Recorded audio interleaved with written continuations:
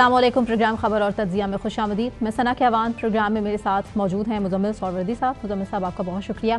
सबसे पहले आगाज़ करेंगे शहबाज शरीफ के बानी पीटीआई इमरान खान के खिलाफ 10 अरब हर्जाने के केस की समाअत के हवाले से, जो कि केस की समाअत 24 मई तक मुलतवी कर दी गई है और जरा भी इस हवाले से आज भी हुई और मज़ीद भी होगी, उस पर भी बात करेंगे। और इसके साथ ही साथ बात तरीके इंसाफ और हुकूमत के बीच में क्या मुज़ाकरात होने जा रहे हैं, या इन शॉर्ट इमरान खान की रिहाई जल्द मुतवक्के है या नहीं।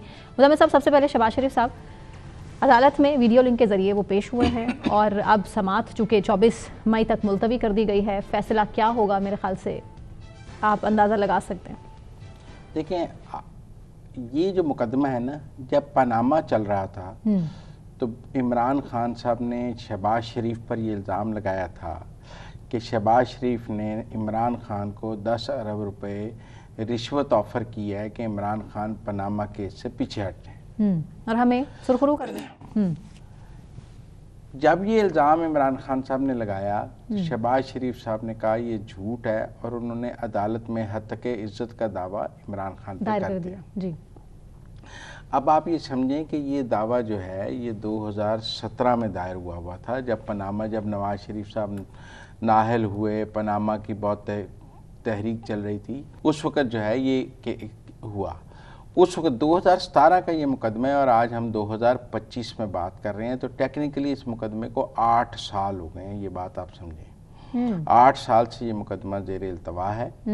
इसमें इमरान खान साहब ने बेपनाह ज़ेर इल्तवा की दरख्वास्तें दी हैं, उनका हक़ के दिफा भी ख़त्म हुआ है, उन्होंने वकील भी बदले हैं, वो पेश भी नहीं होते रहे और तारीख़ों पर तारीखें भी। इमरान खान का हक़ के दिफा ख़त्म हुआ। अच्छा, अब उसके बाद शहबाज शरीफ ने अपनी गवाही देनी थी, तो पिछली केस पेशी पर भी और इस दफ़ा भी शहबाज शरीफ साहब गवाही दी है उन्होंने, और इमरान खान साहब के वकीलों ने शहबाज शरीफ पर जिरा की। जी। शहबाज शरीफ का मौक़िफ़ है कि मैंने तो कोई 10 अरब रुपए की पेशकश नहीं की इमरान खान साहब को, वो ये बात हलफ पर कहेंगे अदालत में। इमरान खान साहब ने ये साबित करना है कि उनको कोई हलफ रिश्वत की पेशकश हुई थी, कोई गवाह पेश करना था, कोई सबूत देना था, जो कि इमरान खान साहब ने नहीं दिया। मुझे ये लगता है कि ये केस इमरान खान शहबाज शरीफ से हार जाएंगे और हार जाने के जो इमरान खान है उनको अच्छा खासा 10 अरब तो नहीं लेकिन अच्छा खासा बड़े हर्जाना जो है वो का डिग्री हो जाएगी। अब उसके बाद उसकी अपील होती है, वो चलता है। लेकिन मुझे ये लगता है कि जिस तरह शहबाज शरीफ बतौर वज़ीर आज़म भी इस केस में पेश हो रहे हैं, वैसे तो वो बतौर कायदे हिज़्ब इख्तिलाफ भी इस केस में पेश होते थे। जब वो CM थे उन्होंने तब ये केस दायर किया, तब भी वो इसका बहुत परसू करते थे और वो इसको एक टेस्ट केस कहते हैं। उनका ख्याल है कि ये केस वो जीत सकते हैं, तो इसलिए वो उसमें गवाही भी दे रहे हैं। और ये एक पाकिस्तान में ना डेफेमेशन की हिस्ट्री में एक लैंडमार्क केस के तौर पे जाएगा। 2 बड़े सियासतदानों ने एक दूसरे पर केस किए हुए हैं। अगर एक सियासतदान दूसरे सियासतदान से हत्या इज्जत का दावा जीतता है तो ये पाकिस्तान की अदालती तारीख का भी और डेफेमेशन के लॉ में भी एक बड़ा केस और एक बड़ी डिग्री के तौर पर देखा जाएगा। अब 24 मई है, मुझे ये लगता है कि टेक्निकली या ये अभी इसमें 4-6 माह लग जाएंगे इस केस को डिसाइड होने में, क्योंकि अभी शहबाज शरीफ साहब की परिचरा हो रही है।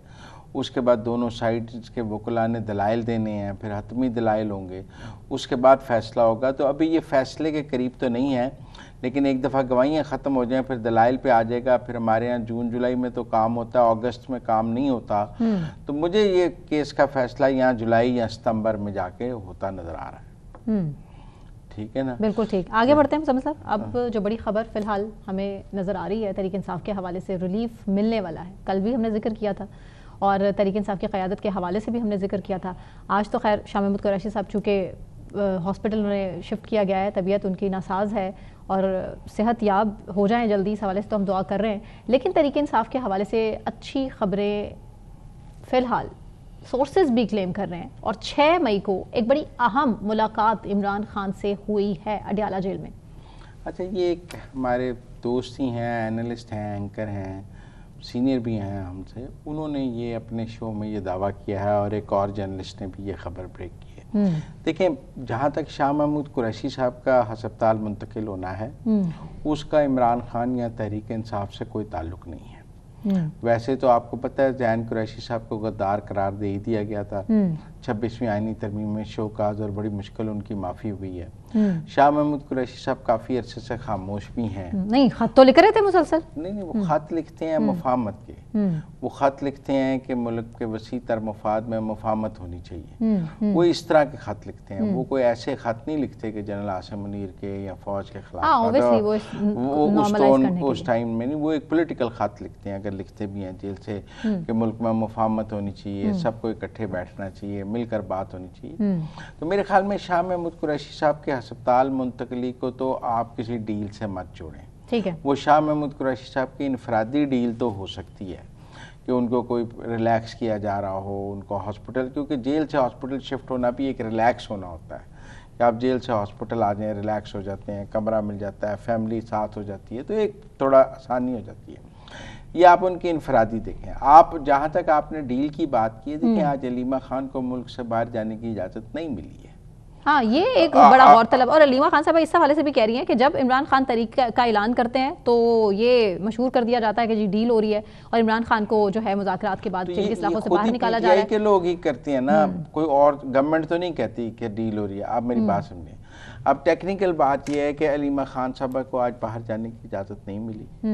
9 मई के मुकदमात में हमें जो एजाज चौधरी साहब और सरफराज और महमूद रशीद और जो लोग लाहौर में कैद हैं, यास्मीन राशिद, उनका एक खुला ख़त भी हमारे सामने है जिसमें वो ये कह रहे हैं कि हमारे खिलाफ बहुत तेज़ी से जो है वो प्रोसिक्यूशन गवाहियाँ जो है वो निपटा रहा है, जिसकी वजह से जल्दी सज़ा हो सकती है। सुप्रीम कोर्ट ने भी कहा है कि 9 मई के मुकदमात का 4 माह में फैसला किया जाए। उसके बाद गवाहियाँ रिकॉर्ड होनी शुरू हो गई हैं।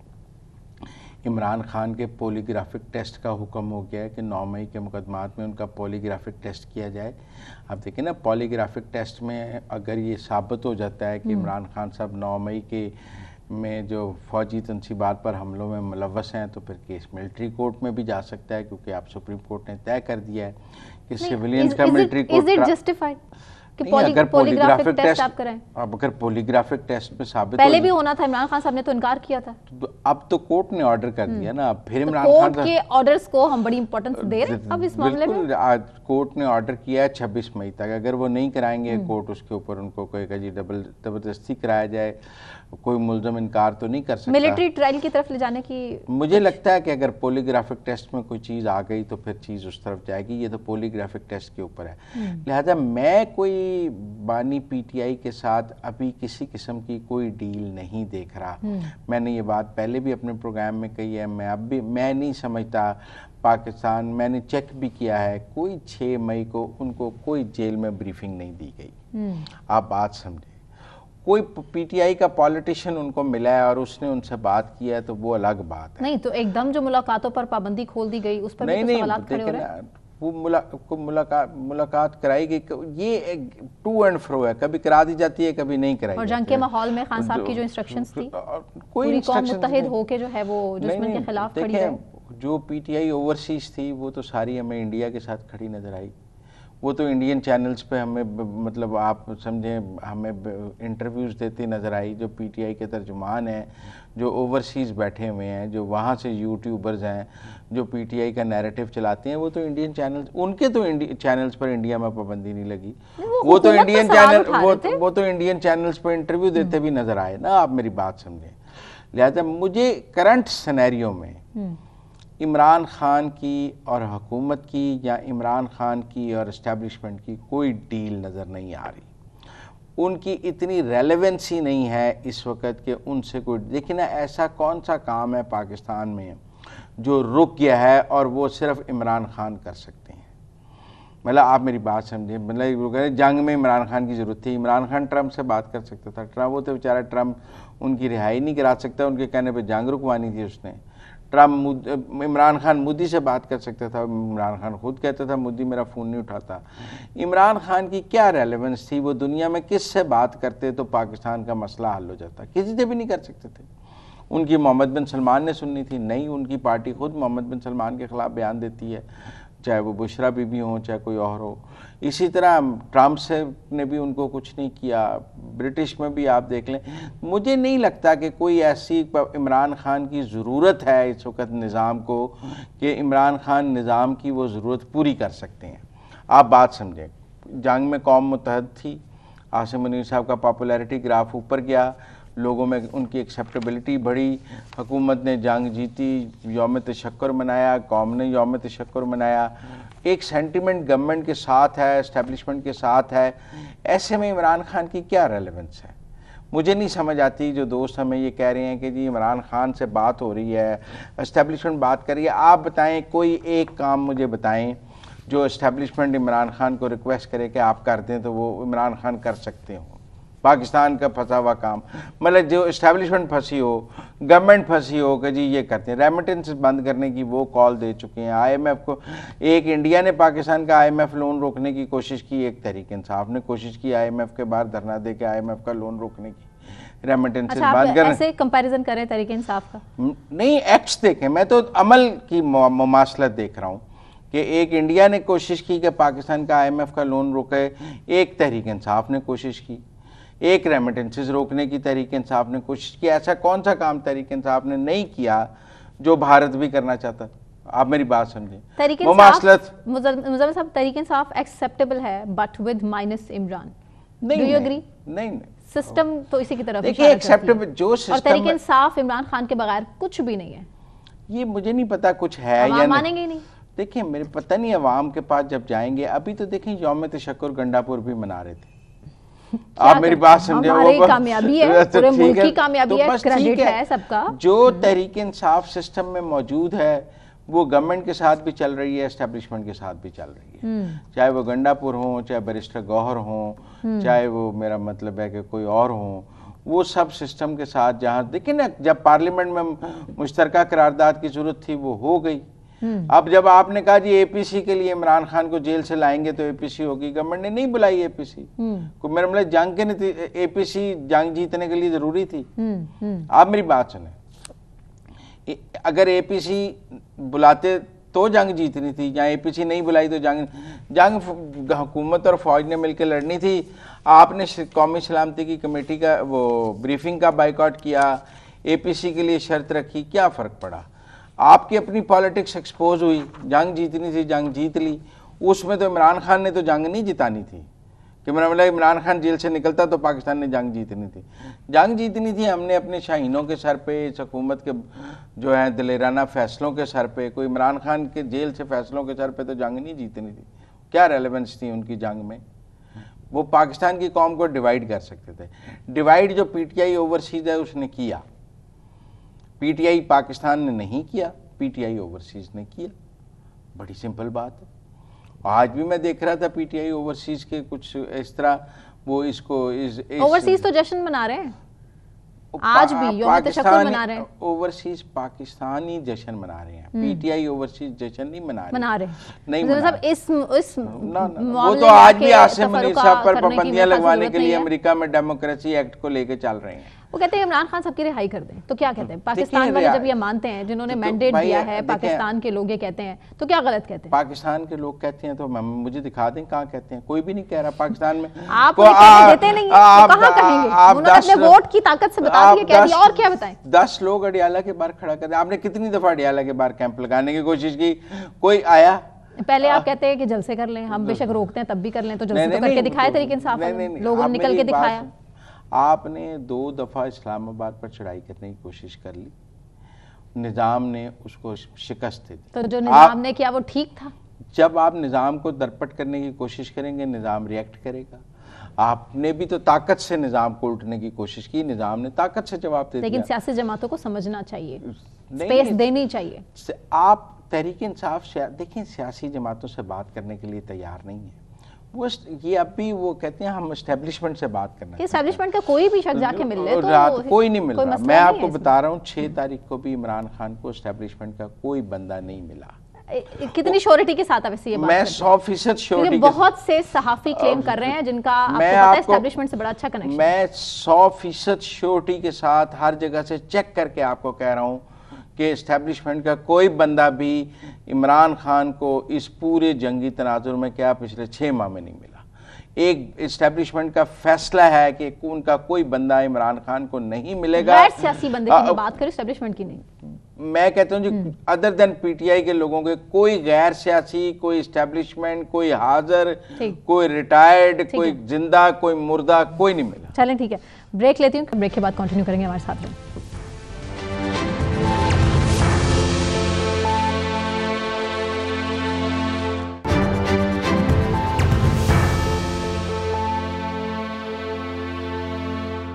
वेलकम बैक नाज़रीन। अहम खबर इस्लामाबाद हाई कोर्ट से कि एक और बेंच तब्दीली पर नया तनाज़ा खड़ा हो चुका है। सेक्टर E11 ज़मीन खुर्द बुर्द नैब केस बेंच तब्दीली पर डिवीजन बेंच का अहम हुक्म भी सामने आ चुका है। मुजम्मिल सौरवर्दी साहब से इस हवाले से पूछेंगे, जबकि अभी हमें ज्वाइन किया है, हमारे साथ लाइन पर मौजूद है जावेद सुमरो हैं, सीनियर सहाफ़ी। Javed, thank you so much. Javed, ये इस्लामाबाद हाई कोर्ट का तनाज़ा कोई नया तनाज़ा तो नहीं है। सरफराज जोगर साहब की और जो बाकी 5 जजेस की लड़ाई है, यही लड़ाई आमिर फारूक साहब की और इन जजेस की थी। तो हम कोई ये तो नहीं कह सकते कि इस्लामाबाद हाई कोर्ट में कोई नई सूरत हाल पैदा हो गई है। हम तो 2 साल से यही सूरत हाल देख रहे हैं। मुजम्मिल साहब, बिल्कुल सूरत हाल तो नई नहीं है, लेकिन इस सूरत हाल में मजीद तनाव जो है वो और पैदा हो गया है। और खासतौर पर गुज़िश्ता रोज जो सरदार एजाज निसार साहब है, हाई कोर्ट के मुअज़्ज़ज़ जज हैं, उन्होंने कहा, जो वाज़ेह तौर पर उन्होंने कल ये कह दिया अपने रिमार्क्स में केस के दौरान, कि उनके मुअज़्ज़ज़ बाकी जो जजेस ट्रांसफर होकर इस्लामाबाद हाई कोर्ट में आए हैं, उनके साथ तनाव नहीं है वाली जो कैफियत है इस चीज को बचाने के लिए कि वो नहीं कर रहे, ऐसी कोई तनाव वाली कैफियत पैदा हो चुकी है। तो वो पहले इस बात को एक जो है मान नहीं रहे थे, तस्लीम नहीं कर रहे थे, लेकिन अब ये बात ओपनली उन्होंने तस्लीम करना शुरू कर दी है कि जब से जो है जजेस ट्रांसफर होकर इस्लामाबाद हाई कोर्ट में आए हैं, तब से तनाव वाली कैफियत मौजूद है। और नहीं, पर ये तनाव तो सुमरो, ये तनाव तो आमिर फारूक साहब तक के साथ भी था, उनसे कौन सी चुल्ला थी? उस वक्त भी तनाव था। फारूक साहब के साथ तो नहीं, उस पर मैं आपसे थोड़ा सा डिसएग्री ये करूंगा कि आमिर फारूक साहब जो थे वो यहाँ इस्लामाबाद से अपॉइंटेड जज थे, और बाकी जो 5 जजेस थे, 6 जजेस थे, वो भी इस्लामाबाद से अपॉइंटेड थे। तो वो जो तनाव की कैफियत थी वो उस तरह की नहीं थी, वो जो इस वक्त कायम मकाम चीफ जस्टिस जो है नहीं, उस वक्त भी इन्होंने खत लिखा और आमिर फारूक साहब को उस खत में रेडिक्यूल किया।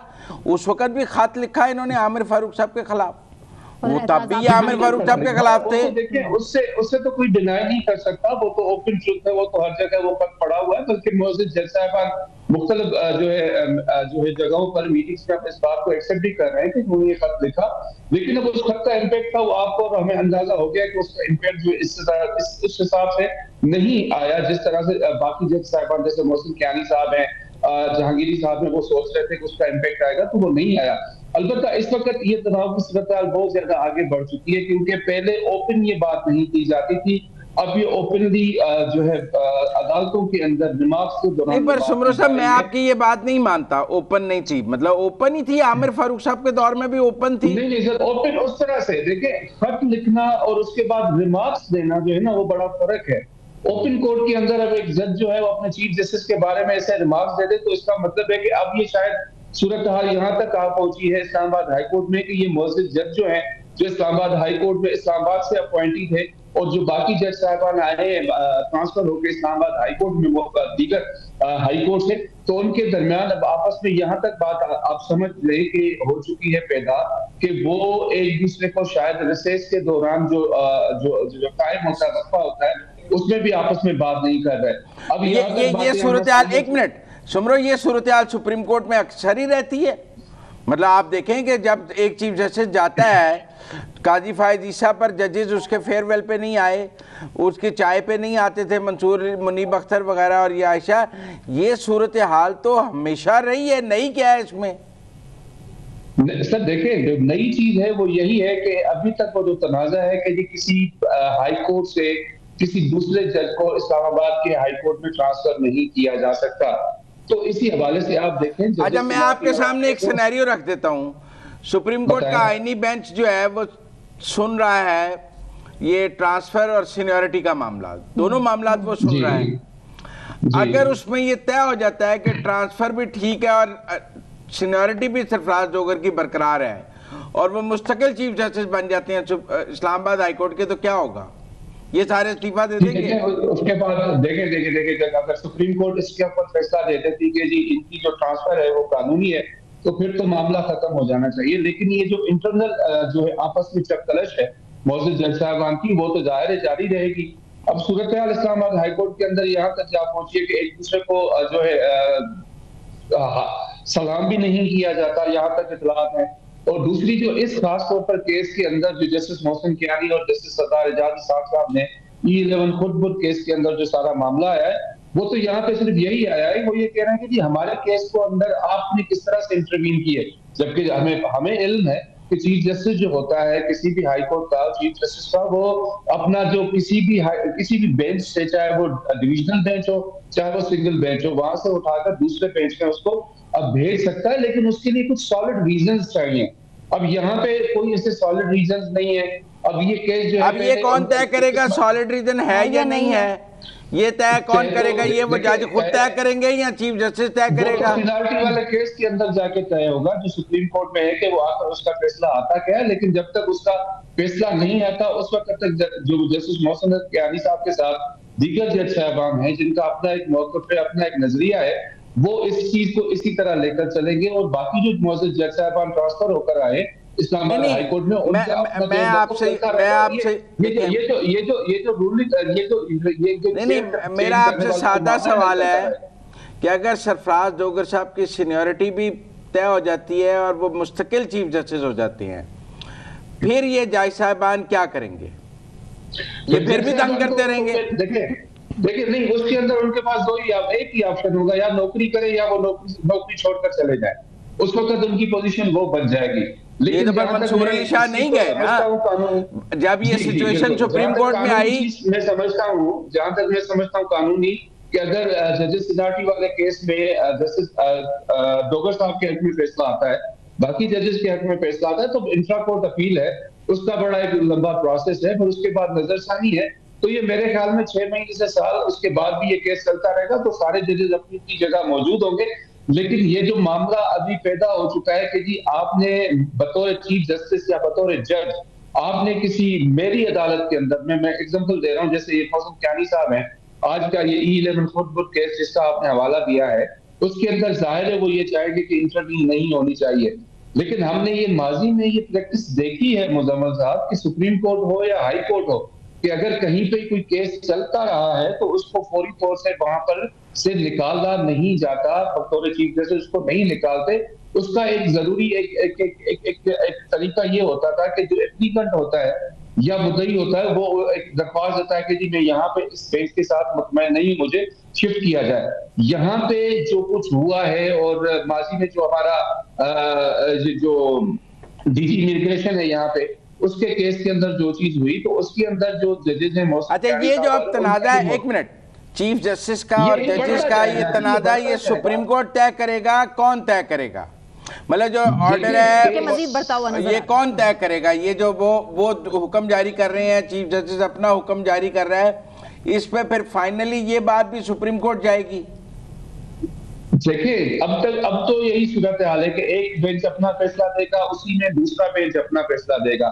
चीफ जस्टिस साहब जो है अपना फैसला देंगे उसको सामने रखते हुए।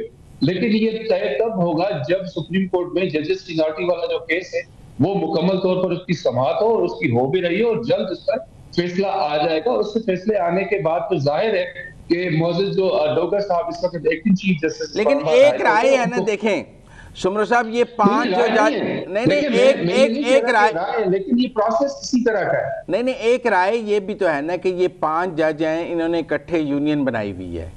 ये यूनियन इन्होंने आमिर फारूक साहब के खिलाफ भी बनाई हुई थी, ये यूनियन इन्होंने सरफराज डोगर साहब के भी बनाई हुई है। और ये जुडिशरी में इस तरह यूनियन बना के इकट्ठे खत लिखना, इकट्ठे केस करना, इकट्ठे चीफ जस्टिस को मिलकर तंग करना, किसी सीबीआई यूनियन का तो काम है, जजेस का तो नहीं। देखिए यही बात जो आपने कही ना कि इन 5 जजेस यूनियन बना के रखते हुए, ये तो अगर उनके करीबी जराये से हम जब मुलाकात होती है या उनसे बातचीत होती है, तो वो ये भी ये कहते हैं कि इन तमाम 5 जजेस का यही मौक़िफ़ है कि मौजूदा हुकूमत ने उनके खिलाफ जिस तरह से कैंपेन चलाई है, उनके खिलाफ जिस तरह की सूरत हाल पैदा की है, तो उसके बाद खत लिखना जरूरी बनता था। असल चीज वो ये कहते हैं कि जी उनके खिलाफ यूनियन बनाकर जिस तरह से डोगर साहब ये आमिर फारूक साहब के जाने के बाद सीनियरिटी के मुताबिक मोहसिन कियानी साहब को जज नहीं लगाया गया चीफ जस्टिस, तो ये हुकूमत पहले से कर चुकी है। वो तो मंसूर अली शाह साहब को भी नहीं लगाया गया।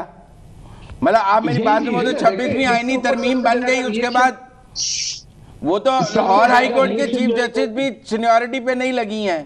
उस वक्त तो इन जजेस ने खत नहीं लिखा कि शुजात अली खान को देखें। इन 5 जजेस ने कोशिश यही की थी कि सीनियरिटी वाला जो सुप्रीम कोर्ट में अल-जहाद ट्रस्ट केस है 1999 में जिसका फैसला हुआ था, उसके ऊपर आप मेरी एक बात बताएं, नहीं हो रहा, उसकी कोई बुनियाद हो सकती है ना होने की, तो वो उसी के बुनियाद पर ये 5 जजेस जो है वो सुप्रीम कोर्ट के अंदर अपना मौक़िफ़ पेश कर रहे हैं। और वहां पर शुमरो साहब, जब लाहौर हाई कोर्ट में जूनियर जज को चीफ जस्टिस लगाया गया, तो ये जजेस उस वक्त जो हैं मंसूर अली शाह के साथ और उस ऑर्डर के हक में नहीं थे। इन्होंने उस वक्त एहतजाज किया कि लाहौर हाई कोर्ट में गलत हुआ है। नहीं, बिल्कुल नहीं हुआ। तो लेकिन देखिए वक्त के साथ है ना, वक्त के साथ देखिए तो ये चीजें चलती रही हैं और पाकिस्तान की अदालती तारीख के अंदर तो हमने देखा। अच्छा, आप चलें जरा हमें आईने मखसूस नशिस्तों वाले पे बता दें, उसमें क्या हो रहा है आगे सुप्रीम कोर्ट। देखिए जी, मखसूस नशिस्तों वाला केस जो है वो भी कुछ इसी तरीके से आगे जा रहा है और उस पर हम अभी देखना है कि इसको किस एंगल से जो आईनी बेंच है वो लेकर जाएगा। लेकिन ये जहां तक अभी तक की जो हियरिंग्स हैं उसके अंदर ये बात जो नजर आ रही है कि मुनीर मलिक साहब जो रिपोर्टेडली इस चीज को देख के आगे लेके जा रहे हैं कि होना क्या है, किस तरह से करना है, अदालतों का जो है काम है, अदालतों का डेकोरम है, वो किस तरह से उसको करना चाहिए। लेकिन मैं आपको एक चीज ये बात बता दूं कि जो सीनियर लोग हैं वो आज भी इस आईनी बेंच के बनने पर खुश नहीं है। जिस तरह से तरामीम की गई 26वीं आईनी तरमीम, उस पर खुश नहीं है। तो जाहिर है जो लोग खुश नहीं है तो वो इस सारे फॉर्मेट के अंदर जो एक सिस्टम चल चुका है 26वीं आईनी तरमीम के बाद, उसके अंदर रखना पैदा करने की जरूर कोशिश करेंगे। वो हो भी रही है। अब जैसे आपने खुद कहा कि जस्टिस मंसूर अली शाह को उस तरह से जिस तरह से चीफ जस्टिस बनना चाहिए था नहीं बने और उनको माजी में भी उनको एक्सेप्ट नहीं किया गया था हाई कोर्ट के अंदर। फिर इस्लामाबाद हाई कोर्ट का मामला हम अगर सामने रखते हैं तो ये चीजें इतनी आसान नहीं है। जो सुन्नी इत्तेहाद कौंसिल ने दरखास्त दी है कि बेंच में मंसूर अली शाह को शामिल किया जाए और 2 जजेस को, आपको ये दरखास्त कामयाब होती नजर आती है, मुस्तरद होती नजर आती है? नहीं सर, मैं क्या कर, मैं तो मुस्तरद ना कर सकता हूँ ना उसको एक्सेप्ट करना कर सकता हूँ। लेकिन जो सूरत हाल जाहिर हो रही है, जो उनकी ख्वाहिश है सुन्नी इत्तेहाद कौंसिल की जस्टिस मंसूर अली शाह को शामिल करना, ये उनकी ख्वाहिश है, वो मुकम्मल नहीं हो सकती। देखिए इसकी कुछ टेक्निकलिटीज होती है ना, उसकी फनी चीजों के ऊपर जाके देखना पड़ता है। लेकिन इस तरह से नहीं कि बस आप दरख्वास्त डाल दें और वो एक्सेप्ट हो जाएगी। तो मेरा नहीं ख्याल कि जस्टिस मंसूर अली शाह इस मामले के अंदर इस बेंच के अंदर में शामिल हो सकते हैं। अच्छा, अब आखिर में आपसे मैं कि कोई इस्लामाबाद हाई कोर्ट में आपको लगता है कि चीफ जस्टिस पाकिस्तान सब जजों को मिलाकर बिठाकर सुलह करा सकते हैं? क्योंकि वो इन जजों को मिले भी थे चीफ जस्टिस बनने के बाद, इन 5 जजों को। कोई सीज फायर जो है आपको इस्लामाबाद हाई कोर्ट में नज़र आता है कि दोनों DGMOs की कॉल हो जाए और इस्लामाबाद और दोनों ग्रुप्स के DGMOs आपस में बात करके सीज फायर कर लें? आपको नज़र आता है इस्लामाबाद हाई कोर्ट में? देखिए सुप्रीम कोर्ट के अंदर चीफ जस्टिस जो है, इस्लामाबाद हाई कोर्ट के चीफ जस्टिस जाहिर है वो डोगर साहब उनके जूनियर हैं। अगर उनसे बात करेंगे तो मेरे ख्याल से वो सीट पर बैठने के लिए आ भी जाएंगे। लेकिन बात फिर वहीं पे आ जाती है कि क्या मोहसिन अख्तर कियानी साहब के साथ जो 5 जजेस हैं वो उस टेबल टॉप की टेबल पर आकर बैठेंगे या नहीं। क्योंकि उनका मौक़िफ़ तो स्टेट अवे शुरू से यही है कि वो इस हवाले से किसी तरीके से उस फैसले को नहीं मानते जो ट्रांसफर किए गए हैं जजेस दीगर हाई कोर्ट से। जब एक फरीक उस फैसले को मान ही नहीं रहा तो मेरा नहीं ख्याल कि इस तरह से कोई मूव आगे बन सकती है। लेकिन हाँ, पाकिस्तान में हमने ऐसी चीजें भी देखी है जो अनसर्टेन है, लेकिन वो सर्टेन हो गई। हो सकता है कि इस हवाले से कोई चीज जो है वो सामने हमारे आगे आ जाए। लेकिन मौजूदा चीफ जस्टिस जो है या आफरीदी, वो बहुत ज्यादा एमिकेबल है लोगों के साथ, दोस्ताना उनके जो है वो रवाबित हैं, वो सामने भी उनके साथ मिलने चाहें। बहुत शुक्रिया। लेकिन नजर नहीं आता कि तमाम जो जजेस हैं वो एक बेंच पर बैठे हैं। बहुत शुक्रिया जावेद। मतलब सब ब्रेक लेते हैं, ब्रेक से वापस आने के बाद कंटिन्यू करेंगे। हमारे साथ रहिए।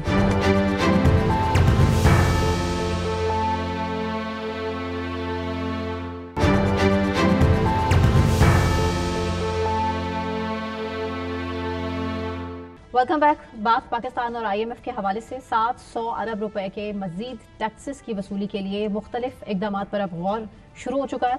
IMF ने जो तनख्वाहदार तबका है उसके लिए जो टैक्स की शरों में कमी का ऐलान किया गया था उस पर भी एतराज़ उठाया है। बात करेंगे, हमारे साथ इस टाइम मौजूद हैं माहिर मुआशियात डॉक्टर इकरामुल हक साहब।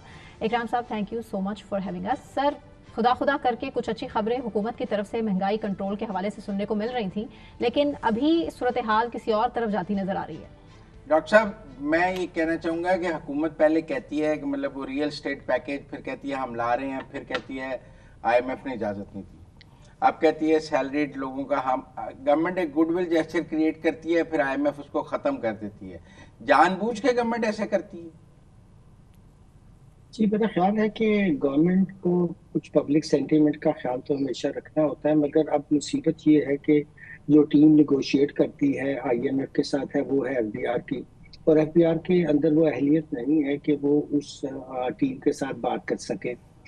जब वो उनको जाकर बताते हैं कि जी ये कमी हम करना चाहते हैं, यहाँ रिलीफ देना चाहते हैं, तो वो पूछते हैं कि फिर जो टैक्स में कमी होगी वो कैसे पूरी करेंगे आप। उसके लिए वो कोई ठोस तजावीज़ पेश नहीं कर पाते।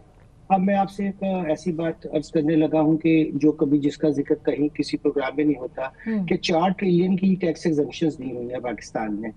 अब FBR ने क्यों नहीं जाकर कहा कि जिसमें जो बड़े बड़े यानी कि जाहिर है पावरफुल लोग हैं उनकी टैक्स एग्जम्पशंस का तो कोई जवाब नहीं बनता है, वो तो बहुत ज्यादा आमदनी भी लेते हैं, उस पे जज हजरात भी हैं, सब और लोग भी हैं, तो आप उनकी वो एग्जम्पशंस खत्म कर लें तो और भी बहुत से लोगों की तो फिर बड़ी आसानी से रिलीफ दिया जा सकता है। तो IMF को ये बताना तो हमारा फर्ज है कि जी ये 4 ट्रिलियन की एग्जम्पशन हमने क्यों दे रखी है, और अगर दे रखी है तो इसमें से वापस लेने में क्या मुजायका हो सकता है। मेरा ख्याल है कि जो पिछले साल जो IMF ये एग्जम्पशन वापस लेने से रोकता है? नहीं, बिल्कुल नहीं रोकता ये, बल्कि देखिए यही हमारा कि एक तरफ हम IMF को मुर्दे इल्जाम देते हैं और दूसरी तरफ हमारी अपना हाउस इन ऑर्डर नहीं है कि जो हमने 4 ट्रिलियन की एग्जम्पशंस खुद दे रखी हैं। अगर जाहिर है कि मैं समझिए मैं टीम में शामिल होता तो मैं कहता जी ये जो मरात याफ्ता तबकात को मिले हुए हैं, मिसाल के तौर पर 500 बिलियन ही मैं खत्म कर रहा हूँ, तो सारा सैलरी वालों का जो मैं एक अगर उनका टैक्स रेट उठाकर यानी अभी 6 लाख के करीब से शुरू होता है तो मैं इसको 12 लाख पे, क्योंकि जो पाकिस्तान में अब सूरत हाल है 12 लाख तक की तो टैक्स एग्जम्पशन होनी चाहिए ना सैलरी लोगों को। तो ये वो बात कहीं नहीं आई, किसी उस खबर में भी नहीं आई जहां हमने ये पढ़ा कि IMF ने कहा कि आप नहीं दे सकते, आप कहां से कमी पूरी करेंगे, तो वहां 4 ट्रिलियन की एग्जम्पशन का जिक्र नहीं हुआ। और ये मैं 4 ट्रिलियन की एग्जम्पशन आपको बता रहा हूँ, खुद जो गवर्नमेंट ऑफ पाकिस्तान की पब्लिश रिपोर्ट है टैक्स गवर्नमेंट जो है वो तनख्वाहदार को 10% का रिलीफ देना चाह रही थी, स्लैब में 10% रिडक्शन करना चाह रही थी, जो क्या मुश्किल नजर आता है। उस 10% का इम्पैक्ट क्या आ जाना था? जी देखिए, ये पूरा इम्पैक्ट जो था हार्डली 97 बिलियन का था, और जबकि मैं अर्ज कर रहा हूँ कि एग्जम्पशंस की तो कोई आप हद ही नहीं है, तो आसानी से बता सकते थे कि ये बड़ा आसान है, ये हमने ये एग्जम्पशन 1 जुलाई से जब हम वापस लेंगे तो उतना ही टैक्स उधर से आ जाएगा। मगर मैं बड़े अफसोस के साथ कहना चाहता हूँ कि अब जब भी हम FBR के अगर उसके हालात की तरफ देखें तो उन्होंने ताजरों से टैक्स इकट्ठा नहीं किया। अब जाहिर है कि IMF को क्या जवाब दें, उन्होंने रियल स्टेट से कहा था हम टैक्स इकट्ठा करेंगे, नहीं कर पाए। एग्रीकल्चर इनकम टैक्स अगरचे सूबों का मामला था, लेकिन प्रोग्राम लेते हुए हमने कहा कि जी उसका एक नुकता है ना कि अगर सारे लोग एक जैसी इनकम कमा रहे हैं तो फिर सैलरी वालों पे बोझ ज्यादा क्यों, सब पे एक जैसा पड़े। अब सैलरी वाला तो कोई एक्सपेंडिचर भी नहीं ले सकता, बिजनेस वाला तो 1000 तरह के एक्सपेंडिचर डाल के अपनी इनकम कम कर लेता है, और वो इनकम जो जाहिर कर रहे हैं वो बहुत ही कम है। सैलरी वाला तो छुपा ही नहीं सकता बेचारा, उसकी तो एट सोर्स कट जाएगी। और वो जो अब हालात है पाकिस्तान में, जो कीमतें ऊपर गई थी, जाहिर इन्फ्लेशन तो कम हुई है मगर कीमतें जो एक दफा ऊपर जा चुकी हैं वो तो नीचे नहीं आई है। तो अब जो 700 अरब के बहुत मुश्किल है, अब जो 700 अरब के नए टैक्स हैं वो क्या हो सकते हैं? मतलब वो कह रहे हैं 700 अरब के नए टैक्स जी फरमाइए। नहीं, इस 700 अरब में हमारी सैलरी का मजीद टैक्स बढ़ भी सकता है या ये कोई और टैक्सेस है? नहीं, ये सैलरी के तो टैक्स और नहीं बढ़ाएंगे, बल्कि थोड़ी सी रिलीफ आएगी, मगर वो वैसे ही होगी जैसे कि ना होने के बराबर। मगर ये जो 700 बिलियन के नए टैक्सेस लगाए जाएंगे, ये फिर वही होगा कि जो हमारी इंडस्ट्री है, जो बिल्कुल नोन बड़ी बड़ी कंपनीज हैं, जैसे आपने देखा सुपर टैक्स लगाया गया, वो ऑलरेडी इस वक्त माइनस में है पिछले 3 साल से। तो एफडीआर का जो सबसे बड़ा मसला है कि वो एग्जिस्टिंग लोगों पे टैक्स लगाता रहता है, और जो लोग टैक्स नेट से बाहर है उसको नहीं ला पाता। उसकी वजह से फिर बर्डन अनड्यूली जो है वो फाइलर्स पे शिफ्ट हो जाता है। अब इनके पास बड़ी तादाद है नॉन फाइलर्स की, उससे थोड़ा सा टैक्स ज्यादा लेकर नहीं, 700 बिलियन उससे ज्यादा टैक्स ले रहे हैं। अगर सबको टैक्स नेट में लाए और उनसे टैक्स वसूल करें तो फिर इस तरह की चीजें करने की जरूरत नहीं पड़ेगी। अब हो ये रहा है कि सैलरीड क्लास को बहुत जबरदस्त किस्म का नुकसान टैक्स बढ़ाने से हुआ, कॉर्पोरेट सेक्टर को बहुत हुआ, और जो ट्रेडिंग क्लास थी उसने टैक्स फिर भी नहीं दिया। जो बड़े बड़े जिम्मेदार थे उन्होंने फिर भी टैक्स नहीं दिया। जो रिटेल सेक्टर के लोग थे टैक्स नहीं दिया। तो फिर ये सेक्रीफाइस, और मैंने अर्ज किया कि बहुत जो बराज याफ्ता लोग हैं उनकी टैक्स एग्जम्पशन इतनी ज्यादा है। तो ये सारा अगर हम नक्शा देखते हैं तो उसमें मैं भी आईएमएफ की पॉलिसीज का बहुत बड़ा नाक़िद हूँ, मगर हमें अपने हाउस को भी तो इन ऑर्डर करना चाहिए, उसका जिक्र नहीं हम करते। अच्छा, नहीं डॉक्टर साहब, अब मैं एक और फिगर्स भी देख रहा था कि रेमिटेंसेज में भी डिप आई है कोई 15%, और एक्सपोर्ट में भी डिप आई है। ये डिप क्यों है? आप देखें ना कि हमारी रेमिटेंसेज भी गिरी हैं 15, और हमारी एक्सपोर्ट भी पिछले माह गिरी है। ये क्या वजह है?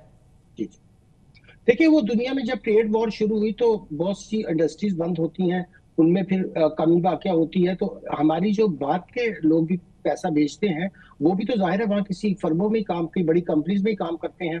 तो एकदम जब ऐसी सूरत हाल पैदा होती है तो वो भी फिर आपको पता है वहां भी जॉब्स में मसाइल आते हैं। कुछ लोग चाहते हैं कि अब हम उसमें अभी कुछ वहां भी पसंदाज करें, पता नहीं अगले आने वाले दिनों में क्या हालात होंगे। यही हाल इंडस्ट्रीज का भी दुनिया में हुआ कि सप्लाई चेन को बहुत बड़ा धचका पहुंचा, और उसकी वजह से हमने देखा हमारी एक्सपोर्ट्स में भी कमी आई।